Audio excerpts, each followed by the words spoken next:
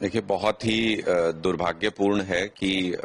इतने senior officers को भी इस तरीके की प्रताड़ना और प्रेशर झेलना पड़ता है। आप इसको ऐसे समझिए कि भारतीय जनता पार्टी से बर्दाश्त नहीं होती ये चीज कि कोई दलित कम्युनिटी से कोई व्यक्ति ऊंचे पदों पर चला जाए।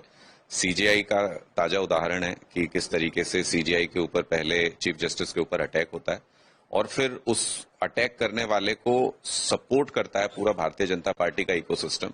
अगर किसी को पूछताछ के लिए पुलिस बुलाती है कहीं कंप्लेंट के आधार पे, तो बीजेपी के प्रवक्ता उसको छुड़ाने जाते हैं और सीजेआई को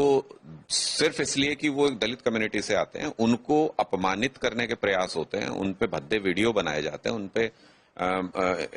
एक तरीके से भड़काऊ बयान दिए जाते हैं। यहां हरियाणा का केस भी लगभग मुझे सिमिलर नजर आता है कि एक सीनियर ऑफिसर है, उसको प्रताड़ित किया जाता रहा और भारतीय जनता पार्टी की सरकार में किसी ने सुध नहीं ली। 10 साल से ज्यादा हो गए हरियाणा के अंदर भारतीय जनता पार्टी की सरकार है और पूरे देश में जहां जहां भारतीय जनता पार्टी की सरकार है, आप आंकड़े निकाल के देख लीजिए, दलितों के ऊपर अत्याचार बढ़े हैं वहां पे, उनकी प्रताड़ना बढ़ी है वहां पे। और एक पूरा इकोसिस्टम है बीजेपी का जो पुराना सिस्टम लागू करना चाहता है कि हमारे बराबर नहीं बैठे,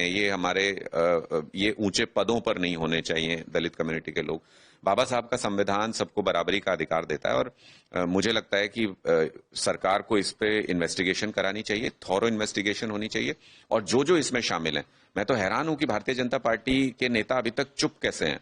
मुख्यमंत्री विदेश में घूम रहे हैं और इतने सीनियर ऑफिसर को अगर इतना प्रताड़ित किया जाए कि उसको आत्महत्या करनी पड़ जाए, तो इसका मतलब अब सिर्फ गरीब दलित ही नहीं बल्कि जो ऊंचे पदों पर बैठे हुए दलित कम्युनिटी के लोग हैं उनको भी भारतीय जनता पार्टी टारगेट कर रही है और वापस ये अपने वही दौर लाना चाहते हैं जिसमें कुछ ही जातियां राज करें और बाकी सबको अधिकार ही नहीं है बराबर बैठने का। तो लेकिन बाबा साहब के संविधान में ये सब बर्दाश्त नहीं किया जा सकता और आम आदमी पार्टी तो दलितों पर किसी भी प्रकार के अत्याचार को किसी हालत में बर्दाश्त नहीं करेगी।